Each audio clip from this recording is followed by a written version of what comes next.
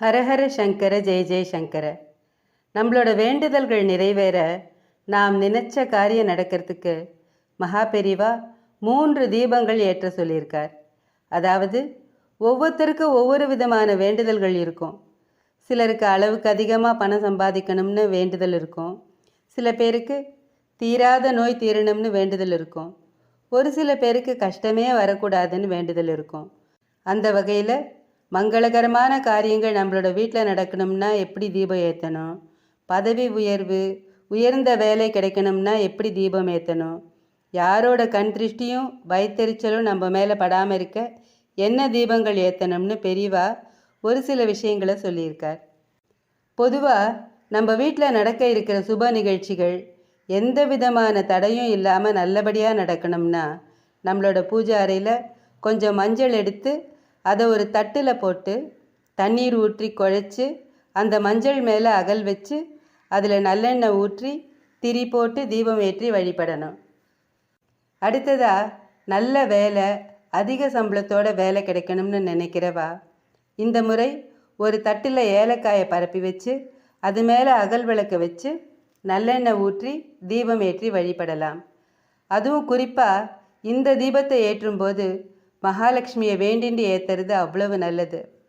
நம்ம வீட்டில் தாம் தூம்னு ஏதாவது ஒரு சுப காரியம் நடந்திருக்கும்.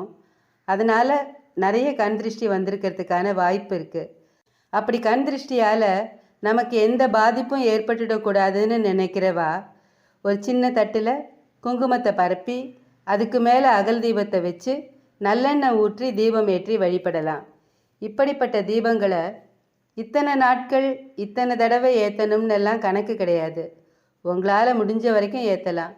மனசு நிறைய நம்பிக்கையோட ஒரு முறை உங்கள் பூஜை அறையில் ஏற்றி வச்சா கூட போகிறோம். இது பார்க்கறதுக்கு சின்ன பரிகாரம் மாதிரி இருந்தாலும் இது அற்புதமான பலன் கொடுக்கக்கூடியதுன்னு மகா பெரிவா சொல்லியிருக்கார். பக்தியோடையும் நம்பிக்கையோடையும் ஏற்றுவோம், அதற்கான பலன் நிச்சயம் கிடைக்கும். மகா பெரிவா அருள்வாக்கு. வெளி உலக அறிவுக்கு துணை நிற்பது விஞ்ஞானம், உள்ளுலகமாகிய உண்மைக்கு வழிகாட்டுவது மெய்ஞானம். திருமந்திரத்தில் அன்பே சிவம் என்கிறார் திருமூலர். அறிவான தெய்வமே என்று இறைவனை குறிப்பிடுகிறார் தாயுமானவர்.